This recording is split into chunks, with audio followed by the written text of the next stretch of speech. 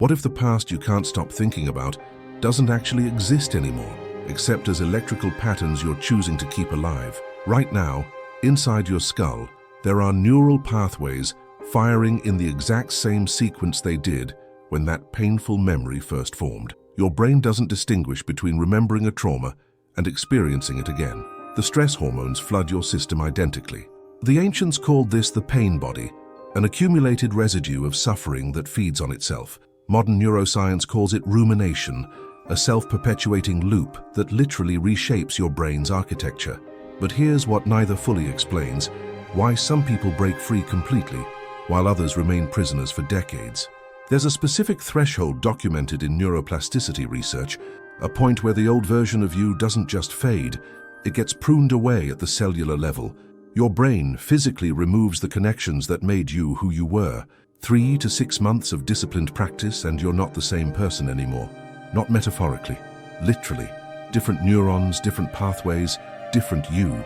The mystery schools of ancient Egypt had initiates spend exactly 1 season in isolation, adopting ascetic practices that modern science is only now beginning to decode. They understood something we've forgotten. Transformation isn't about adding something new. It's about becoming so disciplined in the present that the past has nowhere left to live. So here's what we're going to explore. First, we'll decode the neurological trap that keeps painful memories on repeat and why your brain is actually designed to do this. Then, we'll examine the precise practices, both ancient and scientifically validated, that trigger complete neural renewal. And by the end, we'll face a question that changes everything. If you can become a completely different person in 6 months, who are you really? If your memories can be rewritten, if your identity is just a pattern you're maintaining, then what exactly is looking back at you in the mirror? Think of your brain not as a hard drive storing permanent files, but as a river that's constantly flowing. The water you touched yesterday is already miles downstream. The river looks the same, bears the same name, but it's entirely new water. Your neurons work identically. Every memory you recall isn't a playback of the original event. It's a reconstruction, and each time you reconstruct it, you change it slightly. This is why trauma therapists can actually help patients rewrite traumatic memories, not by denying what happened, but by changing the emotional charge attached to the neural pattern. The conventional view says you are the sum of your experiences. Your past shaped you, made you who you are, and you carry it forward like luggage. But this model is fundamentally incomplete. It treats consciousness as passive, as if you're just a passenger watching your history play out on repeat. Neuroscience reveals something radically different. You are actively choosing which patterns to reinforce every single moment. When you ruminate on a painful memory, you're not passively remembering. You're actively practicing that neural pathway, strengthening it, making it more likely to fire again tomorrow. It's no different than practicing piano scales. Repetition builds mastery. You've become a master at suffering because you've practiced it 10,000 times. The Buddhists identified this 25 centuries ago, calling it samskara, the mental grooves worn deep by repetitive thought. What they didn't have was fMRI machines showing the physical reality. The more you think a thought, the thicker that neural pathway becomes, the more myelinated, the faster it fires. But here's the twist that changes everything. If negative patterns strengthen through repetition, positive patterns work identically. The brain doesn't care whether you're practicing despair or discipline. It just responds to consistency. This is where the ancient ascetic traditions and modern neuroplasticity research converge on the same truth. Transformation isn't about willpower. It's about architecture. Jordan Peterson talks about voluntarily confronting chaos to build order. David Goggins speaks of callousing the mind through discomfort. Ken Wilber describes integral practice across all dimensions of being. They're all pointing at the same mechanism. Disciplined repetition rewires you at the deepest level, not eventually, not symbolically, physically. Your synapses prune the old connections and forge new ones. In neuroscience, they call it activity-dependent plasticity. The circuits you use survive. The circuits you abandon get dismantled and recycled. What if every spiritual tradition that spoke of rebirth, of dying to the old self and rising anew, wasn't speaking metaphorically? What if they were describing the literal process of neural regeneration that happens when you replace rumination with discipline, chaos with structure, vice with virtue? The mystics said it takes 1 season of dedicated practice. The research says 3 to 6 months of consistent behavior change. Different languages, same timeline, same transformation. This isn't just philosophy. There are specific signs, observable in your daily experience right now, that reveal whether you're stuck in the old architecture or building something new. There are practices, concrete and actionable, that accelerate this process. And there's a threshold point, a moment where the old neural patterns lose their grip entirely and you step into a genuinely new version of yourself. Let's decode exactly how this works, step by step, starting with the trap itself. The physical foundation. The ancient Spartans understood something modern psychology is only now rediscovering. You cannot transform the mind without first transforming the body. They trained not just for war, but for what they called eudaimonia, a state of flourishing that required physical excellence as its foundation. Your body isn't separate from your consciousness. It's the instrument through which consciousness expresses itself in the material world. When you're trapped in rumination, your body is trapped too. Stress hormones like cortisol flood your system every time you replay that painful memory. Your shoulders tense, your breathing shallows, your posture collapses inward as if trying to protect a wound that only exists in your mind. This isn't metaphorical. Your body is literally responding to a threat that isn't present, and this chronic activation creates a feedback loop. The tense body signals danger to the brain. The brain generates more anxious thoughts which tense the body further. Breaking this loop requires physical intervention. Not someday, today. Weight training becomes alchemy when understood correctly. You're not just building muscle. You're teaching your nervous system that you can handle stress, overcome resistance, and emerge stronger. Every time you push through that last difficult rep, you're rewiring the neural pathways that tell you to quit when things get hard. David Goggins calls this callousing the mind. The ancient Stoics called it voluntary hardship. The mechanism is identical. Controlled stress followed by recovery creates resilience at every level. Running operates on a different principle. Where weight training teaches you to push against resistance, running teaches you to move through difficulty with endurance. There's a reason meditation traditions often pair sitting practice with walking meditation. Movement creates a rhythmic state that quiets the ruminating mind. After 20 minutes of running, your brain shifts. Endorphins flood your system, yes, but something deeper happens. The default mode network, the part of your brain responsible for self-referential thinking and rumination, actually quiets down. You stop thinking about who you were or who you should be. You just become the running itself. And then there's the sun. Modern life has turned us into cave dwellers, fluorescent lit and vitamin D deficient. But step outside at dawn, let direct sunlight touch your skin and enter your eyes, and you trigger ancient biological programs. Your circadian rhythm synchronizes, serotonin production increases. The pineal gland, which mystics called the seat of the soul, responds to light in ways we're only beginning to understand. The ancients weren't being poetic when they worshipped the sun. They were recognizing a fundamental truth. We are solar-powered beings, and disconnection from natural light is disconnection from vitality itself. Here's the practice. 3 times per week, minimum, you lift heavy things. Not casually, with intention. With the understanding that you're not just training muscles, but rewiring your relationship with difficulty. 4 times per week, you run or walk briskly for at least 30 minutes. Every single morning, within the first hour of waking, you get outside and expose your eyes and skin to natural light for at least 10 minutes. No sunglasses, no phone. Just you and the source of all energy on this planet. You'll notice changes within 2 weeks. Better sleep, more stable moods. But the real transformation happens around week 6, when these practices have become non-negotiable rituals rather than tasks you force yourself to complete. Your body becomes an ally in your transformation rather than a cage for your suffering. But physical discipline alone isn't enough. The body can be strong while the mind remains scattered. This brings us to the second foundation, the contemplative practice. The desert fathers of early Christianity would retreat into the Egyptian wilderness for years of solitude, prayer, and contemplation. The Buddhist monks of Tibet spend decades in meditation. The yogis of India developed elaborate systems for stilling the mind. They weren't escaping reality. They were learning to perceive it clearly, without the distorting lens of compulsive thought.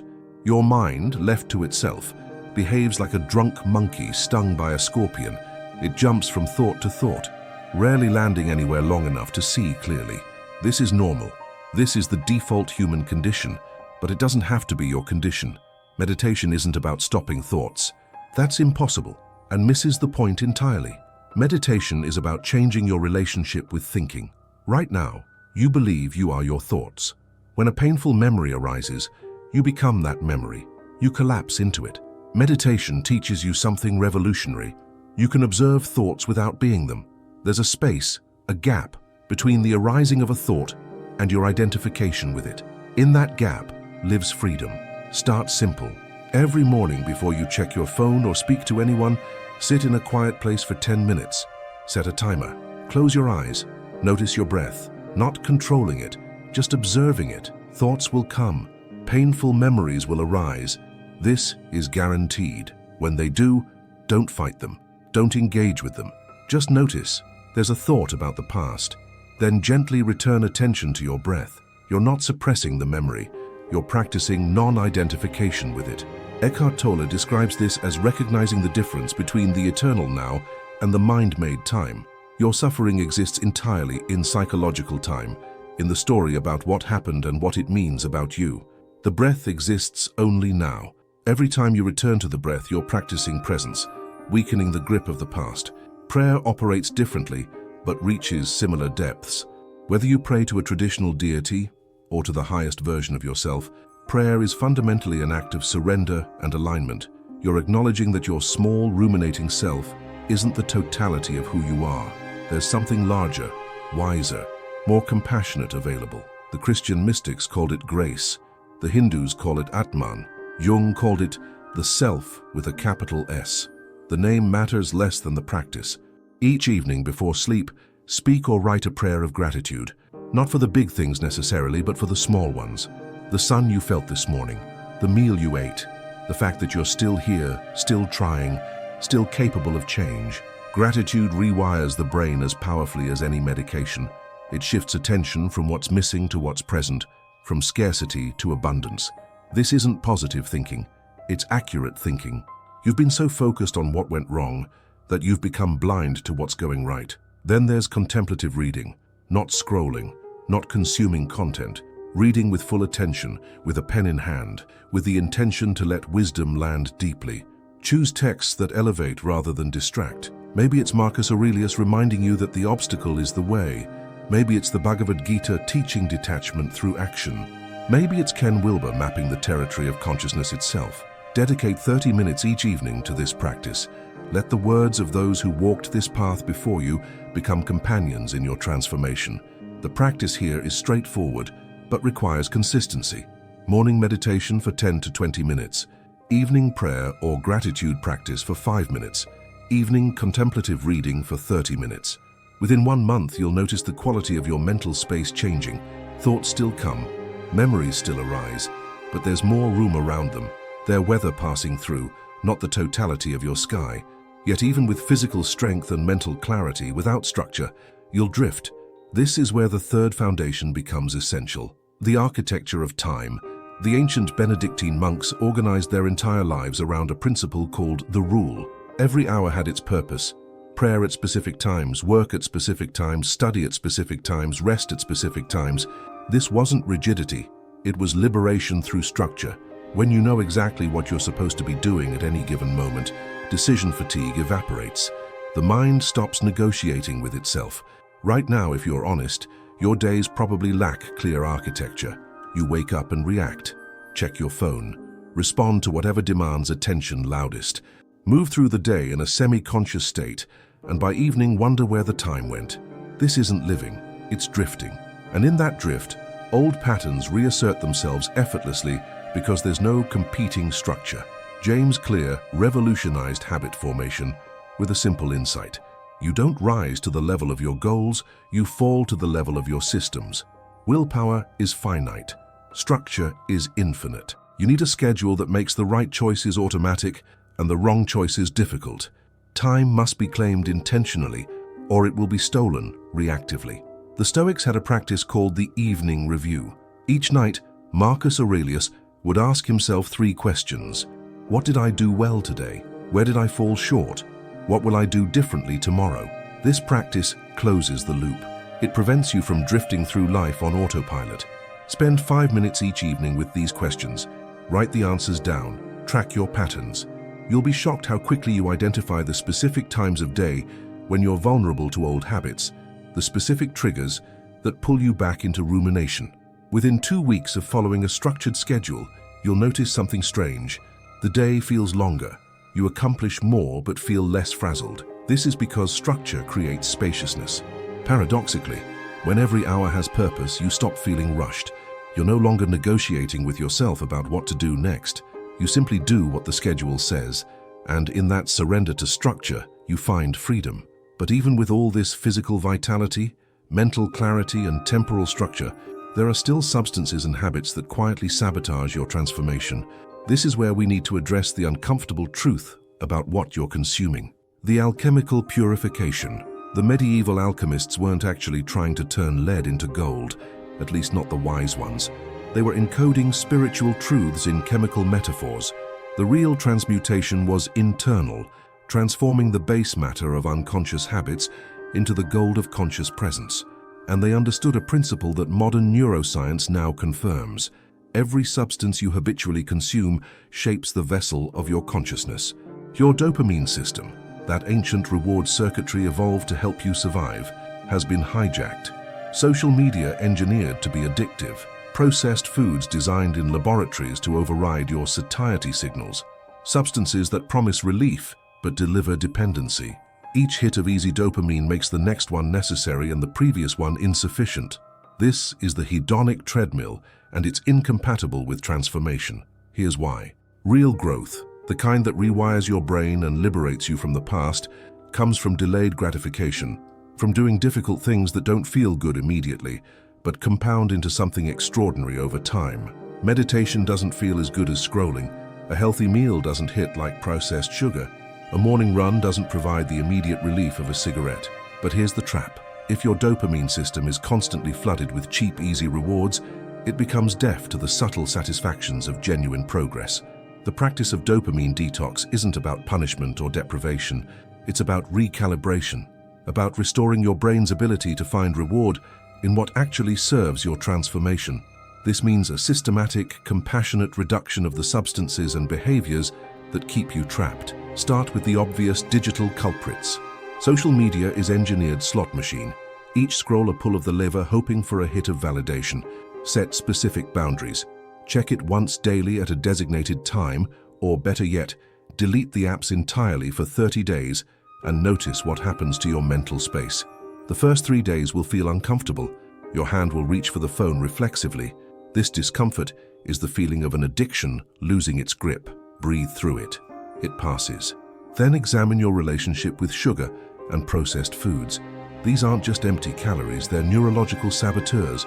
The blood sugar spike and crash creates a physiological stress response that mimics anxiety, making rumination more likely. Shift gradually toward whole foods, nutrient-dense meals that stabilize your system rather than destabilize it. You'll notice within 1 week that your moods are less volatile, your thinking clearer. Now we arrive at the more challenging territory, alcohol and tobacco.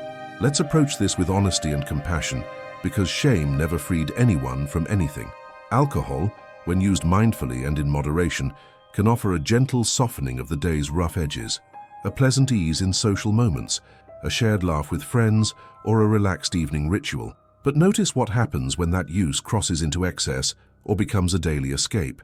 The next morning, the anxiety often returns amplified. The low mood deepens. Sleep quality, already fragile, deteriorates further. And most importantly, every time alcohol is used excessively to numb discomfort, whether in social overindulgence or solitary heavy drinking that leaves you wrecked the next day, you're training your brain that discomfort must be escaped rather than felt, processed, and integrated. You're quietly eroding the very capacity for raw presence that meditation, contemplation, and true emotional resilience are designed to strengthen. The alchemists would say that excessive alcohol scatters your vital force and dilutes the focused will needed for the great work of inner transformation. Modern neuroscience echoes this. Heavy or habitual drinking disrupts neuroplasticity, making it harder for healthier neural patterns built through sobriety, reflection, and balanced living to take root and stabilize. Both perspectives are pointing to the same underlying truth, just in different languages. If you're currently drinking more often or more heavily than feels aligned, daily or in ways that routinely leave you hungover, foggy, or emotionally disconnected the next day, consider shifting toward conscious moderation rather than all-or-nothing rules. Start by reducing frequency where excess has crept in, perhaps from 7 days a week to 3 or 4 balanced occasions, then to 2, then to 1 meaningful social drink or relaxed evening when it truly adds joy rather than numbs pain. Pay attention to what shows up in the spaces you used to fill with overdrinking. Often it's the exact feelings you've been sidestepping: grief, regret, loneliness, boredom, or quiet anxiety. This surfacing is not failure, it's progress. You're finally allowing those emotions to be metabolized instead of postponed. You're building the muscle to feel your life directly without needing sedation as a crutch. You're learning to enjoy alcohol when it serves connection, celebration, or simple pleasure, and to set it aside when it starts to cost more than it gives. The goal isn't to demonize alcohol, it's to reclaim sovereignty over it, to drink when it enhances life, and to stop before it begins to diminish presence, clarity, and emotional depth the following day. True balance means alcohol becomes an occasional ally for enjoyment, never the primary tool for escaping what needs to be felt. Tobacco operates through a different mechanism but arrives at the same destination: diminished sovereignty over your own consciousness. That cigarette after a meal, during stress, first thing in the morning, it feels like it's helping. It's not. It's creating a dependency loop where your baseline state requires the substance just to feel normal. You're not getting a boost, you're temporarily relieving withdrawal from the previous dose. The mystical traditions speak of prana, chi, vital energy. Whatever you call it, there's a life force that animates you, and tobacco constricts it. Your breath, which should be your anchor to the present moment, becomes labored. Your cardiovascular system, which should deliver oxygen and vitality to every cell, becomes compromised. Most importantly, every time you reach for a cigarette, you're reinforcing the neural pattern that says, "I cannot handle this moment without chemical assistance." Liberation from tobacco isn't about willpower. It's about recognizing that the ritual you've built around it, the brief pause, the moment of relief, can be replicated without the substance. When the urge arises, and it will, practice this. Take 3 deep breaths, as deep as if you were inhaling from a cigarette. Hold for 3 seconds. Exhale slowly.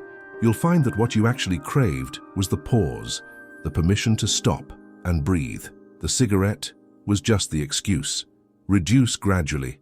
If quitting immediately feels impossible, cut your daily consumption by 1/3 for 2 weeks, then by half, then down to 3 per day, then 1, then none. And here's the crucial mindset. You're not giving up something you enjoy. You're reclaiming something you've lost, the freedom to experience each moment without chemical intermediation. The alchemical purification isn't complete in a week or even a month. It's a gradual process of noticing where your power leaks away, where your sovereignty is compromised, and making small, consistent choices to seal those leaks. Cut the easy dopamine, reduce or eliminate alcohol, free yourself from tobacco, clean up your diet. Each of these practices compounds with the others. Within 90 days, you'll barely recognize your baseline state. What used to feel normal, the fog and heaviness and perpetual low-level craving, will be revealed as the prison it always was. But even as you build this new architecture of body, mind, time, and purity, you need a practice that ties it all together. A mirror that shows you clearly whether you're progressing or deceiving yourself. That's where the 5th foundation becomes essential. The mirror of self-reflection. The oracle at Delphi had one command inscribed above its entrance: know thyself. 2 words that contain the entire spiritual path. You cannot transform what you refuse to see clearly. And the mind, left unexamined, is a masterful liar, always justifying, always explaining away, always protecting the ego from the truth that would set it free. Journaling is the practice of making the invisible visible. Those thoughts that circle endlessly in your head, never quite resolving, they take on a different character when written down. Externalizing thought breaks its hypnotic power. You can see it on the page, examine it, question it in ways impossible when it's just swirling in mental space. Every evening before sleep, spend 15 minutes with a journal and these 3 questions. First, what did I do today that moved me closer to the person I'm becoming? Be specific, not "I did okay." Name it. I meditated for 15 minutes. I chose water over alcohol at dinner. I ran, despite not wanting to. These specific acknowledgements train your brain to notice and value genuine progress. Second question, where did I fall short and why? This requires brutal honesty without self-hatred. Maybe you skipped your morning meditation. Why? Did you stay up too late scrolling? Did you go to bed without setting an alarm? Did you let someone else's urgency override your commitment to yourself? Trace the failure back to its root cause. Often you'll find it's not a lack of willpower, but a flaw in your system, a gap in your structure that needs addressing. Third question, what will I do differently tomorrow? This moves you from analysis to action. Not vague intentions, but specific adjustments. I'll put my phone in another room at 9 p.m. I'll lay out my meditation cushion before bed so it's ready when I wake. I'll prepare tomorrow's lunch tonight so I'm not tempted by fast food.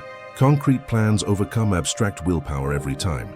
Jordan Peterson speaks about adopting a higher gaze when examining yourself, viewing your life as if you were responsible for someone else you deeply cared about. This perspective shift is crucial. If your best friend came to you with your problems, what would you advise them? Often you'd be far more compassionate and clear-sighted than you are with yourself. Write from that perspective occasionally. Dear your name, here's what I notice about your patterns. Here's where you're sabotaging yourself. Here's what needs to change. The spiritual dimension of journaling goes deeper still. Ken Wilber talks about developmental stages of consciousness, from egocentric to ethnocentric to world-centric to cosmocentric. Your journal can track not just behavioral change, but ontological change, shifts in how you make meaning itself. Notice when you stop asking, why did this happen to me? And start asking, what is this teaching me? That's a fundamental shift from victim consciousness to student consciousness. The ancient Stoics practiced a similar evening review. Seneca would examine his entire day each night, holding himself accountable not to external standards, but to his own highest principles. He wasn't looking to punish himself, but to calibrate, to notice the gap between who he wanted to be and who he actually was in that moment of choice. That gap is where growth lives. Here's what you'll discover after 30 days of consistent journaling. Patterns emerge that were invisible when living them. You'll see that you ruminate most on Sunday evenings, that you're vulnerable to old habits when you're hungry or tired, that certain people or places trigger regression. Armed with this data, you can make intelligent adjustments. You're no longer blindly reacting. You're consciously architecting your transformation based on evidence. But perhaps the most profound gift of journaling is this. It creates a record of progress that your ruminating mind will try to deny. 3 months in, when the voice of doubt whispers that nothing has changed, you can open the journal from 90 days ago and see objectively how far you've come. The person who wrote those entries, trapped in those patterns, is not the person reading them now. The evidence is irrefutable. Yet even with all these practices in place, there will be moments when the old patterns reassert themselves with shocking force. A painful memory will surface so vividly, you're sure you've made no progress at all. This is where the final foundation becomes crucial. Overcoming the saboteurs. Here's what no one tells you about transformation. It's not linear. You don't steadily climb from suffering to freedom. You spiral. You make progress, then seemingly regress. You have breakthrough weeks, followed by breakdown days. And in those moments of apparent regression, when the painful memory surfaces as vividly as it did months ago, a voice arises. See, nothing's changed. You're still broken. You might as well give up. This voice is the inner saboteur, and recognizing it is half the battle. It's not the voice of truth. It's the voice of the old neural patterns fighting for survival. Every time you meditate instead of ruminate, every time you run instead of scroll, every time you choose presence over escape, you're weakening those old pathways. And like any organism facing extinction, they fight back viciously before they die. David Goggins talks about the moment in any physical challenge when your mind screams to quit, and how that moment is precisely where growth happens. You're not at your limit. You're at 40% of your capacity, and your brain is trying to conserve energy by convincing you you're done. The same mechanism operates in psychological transformation. That voice telling you to give up isn't wisdom. It's fear dressed as pragmatism. The practice here is simple but requires fierce commitment. When the saboteur voice arises, when you have a bad day or a painful memory resurfaces, you don't interpret this as failure. You interpret it as data. What triggered this? What was happening in the hour before the regression? Were you tired, hungry? Had you skipped meditation? Had you broken your schedule? Usually you'll find a specific, addressable cause. Then you use Eckhart Tolle's practice of witnessing. Instead of collapsing into the emotion, you observe it. There's anger, there's grief, there's the familiar ache of that old wound. Notice how simply naming it creates space around it. The emotion is weather passing through your awareness, not the totality of what you are. This sounds simple, almost too simple to work, but this is the essence of meditation, applied in real time. You're training the capacity to experience difficulty without being destroyed by it. Create a setback protocol before you need it. Write it down.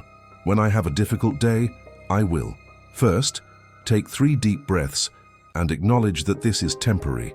Second, I will not use this as an excuse to abandon my practices. If I missed meditation this morning, I do it now. If I skipped my run, I walk for 20 minutes. I meet the saboteur with doubled commitment, not surrender. Third, I will journal about what happened without judgment, looking for the pattern so I can prevent it tomorrow. The ancient practice of fasting provides a useful metaphor here. When you fast, there's a moment, usually around hour 16, when your body panics. It thinks it's starving. Hunger signals flood your awareness, but if you breathe through it, you reach the other side where hunger disappears and mental clarity arrives. The panic was just a threshold, not a truth. The same applies to psychological transformation. The moments of intense discomfort, when the old patterns scream loudest, aren't signs of failure. They're signs you're approaching a breakthrough. One more critical practice. Pre-commit to your non-negotiables. Not in the moment when you're tired and vulnerable, but now when you're clear. Decide that no matter what, you will meditate every morning. No matter what, you will maintain your structured schedule. No matter what, you will journal every evening. These are not suggestions, they're vows you make to the person you're becoming. And when the saboteur voice arrives with its very convincing arguments for why today should be an exception, you don't negotiate. You simply act according to the commitment you made when you were strong. Within 6 months of this practice, something miraculous happens. The voice of the saboteur doesn't disappear entirely, but it loses its authority. You recognize it as a familiar pattern, almost quaint in its predictability. Oh, there you are again, and you keep moving forward. The old neural pathways haven't vanished, but they've been so thoroughly starved of attention that they barely fire anymore. New pathways, built through 6 months of disciplined repetition, have become the dominant architecture. You're not the same person who started this journey. At the neurological level, quite literally, you're someone new. Here's where everything we've explored converges into a single vertigo-inducing question.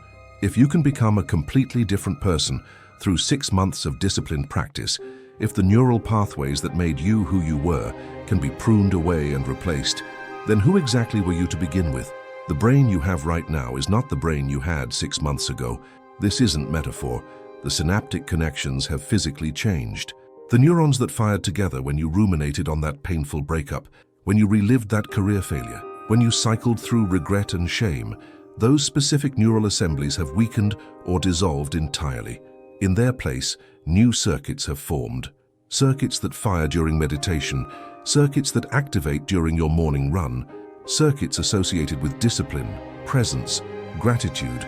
So here's the impossible truth that neuroscience and mysticism both point toward. The person suffering from the past doesn't exist anymore. Not theoretically, literally. That version of you has been deconstructed at the cellular level. You didn't overcome the past. You became someone for whom that past belongs to a previous identity, like a past life you can barely remember. The Buddhists have a teaching called anatta, non-self. They say there is no permanent, unchanging self to which experiences happen. Instead, there's a constantly flowing process, a river that appears continuous but is actually entirely new water, moment by moment. Western neuroscience resisted this teaching for centuries, clinging to the notion of a persistent identity. But the data became undeniable. The self is not a thing, it's a verb. It's selfing, a process that your brain constructs fresh every moment based on memory, sensation, and prediction. Now take this one step deeper. If your self is constructed moment by moment, and if you can radically alter which memories, sensations, and predictions dominate that construction, then the past doesn't determine your present. Your present determines which past you remember and how you remember it. You're not a prisoner of history. You're the author continuously rewriting it. The Hermetic philosophers encoded this in their axiom, as above, so below, as within, so without. What they meant is that the macrocosm and microcosm reflect each other. The universe is not something you're inside of, observing from a distance. You're what the universe is doing in this particular location. Your consciousness isn't in your brain. Your brain is an antenna through which consciousness localizes itself into the experience of being you. When you transform yourself through discipline, you're not just changing your individual life, you're changing the universe's experience of itself. Every meditation you do shifts the cosmic field infinitesimally. Every rumination you decline weakens the collective weight of suffering. You are not separate from the whole. You are the whole experiencing itself from one specific angle, and when you change that angle, the whole changes. This is why the mystery schools demanded such rigorous discipline from initiates. They understood that transformation wasn't self-improvement. It was participation in the universe's evolution toward greater consciousness, greater freedom, greater light. The lead wasn't your circumstances. The lead was your identification with the small, suffering self, and the goal wasn't success or happiness. The goal was recognizing your true nature as the awareness within which all experience, painful and beautiful, arises and dissolves. If all of this is true, and the evidence from both ancient wisdom and modern neuroscience suggests it is, then how do you live with this knowledge? What changes when you recognize that you're not trapped by your past, but actively maintaining your prison through habitual thought patterns? Everything changes. That decision you've been avoiding, the conversation you need to have, the risk you're too afraid to take, you're not afraid because of what happened before. You're afraid because you keep practicing the neural pathways of fear. Every time you rehearse the imagined catastrophe, you're strengthening the circuit that generates anxiety. But you could just as easily practice courage. Visualize the conversation going well. Mentally rehearse the risk paying off. Your brain doesn't distinguish between vividly imagined experience and actual experience. Both create neural patterns. This means you have a responsibility far greater than just fixing your own suffering. You have the capacity to consciously participate in creating the future through the present moment choices you make right now. Not someday when you're fully healed. Right now, in your current, incomplete, perfectly imperfect state. The Bhagavad Gita teaches a principle called nishkama karma, action without attachment to results. You do what's right, not because it guarantees success, but because the doing itself is the point. You meditate not to become enlightened, but because meditation is what a conscious being does. You maintain your disciplines not to reach some final destination of perfect transformation, but because discipline is how you express freedom. Jordan Peterson talks about adopting responsibility for your own suffering and transcending it through meaning. You stop asking, "Why did this happen to me?" and start asking, "What am I going to do about this?" That shift from passive victim to active participant is the hinge upon which your entire existence turns, and it's available in every single moment, including this one. Here's what this looks like practically. You wake tomorrow morning, and the old painful memory surfaces. It will. Neural pathways don't disappear completely. They just become less dominant. But now, instead of collapsing into it, you recognize it as information. Oh, that old pattern is trying to fire. Interesting. Thank you for the data, brain. But I'm choosing differently now, and you get up, you do your morning light exposure, you meditate, you run, you execute your structured schedule, not because you feel like it, because you've decided that this is who you are now. The implications ripple outward into every relationship. When you stop being a victim of your past, you stop making others responsible for healing you. You show up as a sovereign being capable of presence, compassion, and genuine connection, rather than as a wound seeking bandages. This transforms intimacy, friendship, professional relationships. People feel it when they're with someone who's done the work of self-transformation. There's a solidity, a groundedness that's magnetic. And perhaps most profoundly, when you recognize that you're not your thoughts, not your memories, not even your identity, you become capable of genuine compassion, because everyone else is also trapped in their habitual neural patterns, also suffering from identification with their mental constructions, also convinced their rumination is reality. When you see this, judgment dissolves. You don't take people's unconscious behavior personally because you understand it's not really personal. It's just unexamined patterns playing out mechanically. This is what the mystics meant by enlightenment. Not some cosmic experience of bliss, though that might happen, but the everyday liberation of recognizing that you are the awareness within which all experience arises, not the experiences themselves. And from that recognition, you can choose which patterns to feed and which to starve. You become the gardener of your own consciousness, cultivating what serves and composting what doesn't. The ancient Greek aphorism says, "Know thyself." But here's the final paradox, the question that remains forever open no matter how much you transform, no matter how disciplined you become, no matter how deeply you investigate the nature of consciousness itself. If you can change so completely that the person you were 6 months ago is neurologically someone else, if your memories are reconstructions rather than recordings, if your self is a process rather than a thing, if your consciousness is localized awareness of something far vaster than your individual brain, then what exactly is this you that's doing all this choosing? When you decide to meditate instead of ruminate, who's deciding? When you observe a painful thought without identifying with it, who's observing? The thought can't observe itself. The brain can't step outside itself to watch itself thinking. There's something prior to thought, prior to identity, prior to the entire neural architecture we've been discussing. The mystics called it pure awareness, the witness, the self with a capital S. Science doesn't have a name for it yet because it can't be measured, only known directly through experience.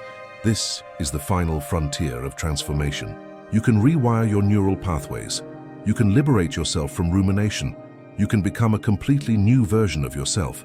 But eventually, you arrive at the recognition that even this new self, as improved as it is still a construction, still a pattern, still not the deepest truth of what you are. The Upanishads, ancient Indian texts thousands of years old, contain a teaching called Tattvam Asi, thou art that.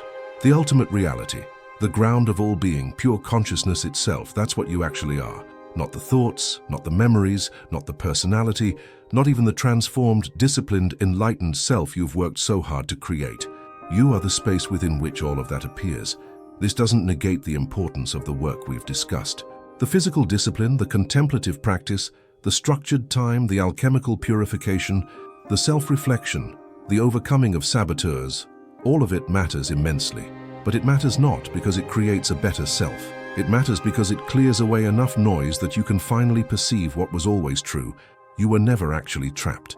The prison was made of thought, and thought is made of nothing but electrochemical patterns you learn to identify with. So here's the final question, the one that every wisdom tradition eventually arrives at, the one that has no answer but must be lived as an ongoing inquiry. If you are not your thoughts, not your memories, not your past, not your future, not even your present sense of self, but rather the aware presence within which all of these appear and disappear like clouds in sky, then who or what is reading these words right now? Sit with that question. Don't try to answer it intellectually. Feel into it. The one who's aware of the question is prior to any answer you could formulate. That's the mystery. That's what remains when all transformation is complete. Not a final destination, but an eternal opening, a perpetual freshness, the recognition that you are the mystery investigating itself. The work continues.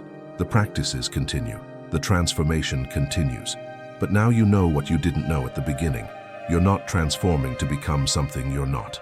You're transforming to remember what you've always been, beneath the layers of conditioning, beneath the weight of the past, beneath the illusion of separation. If this exploration resonates with you, if these ideas spark something that feels true, even if you can't fully articulate why, consider subscribing to this channel. This isn't about accumulating information. It's about participating in an ongoing investigation into the deepest questions of existence. There are no final answers here, only clearer questions and practices that actually work. The hunt for truth, for freedom, for who you really are beneath all the stories. That hunt never ends. It just gets more interesting. The mystery remains, and maybe that's exactly as it should be.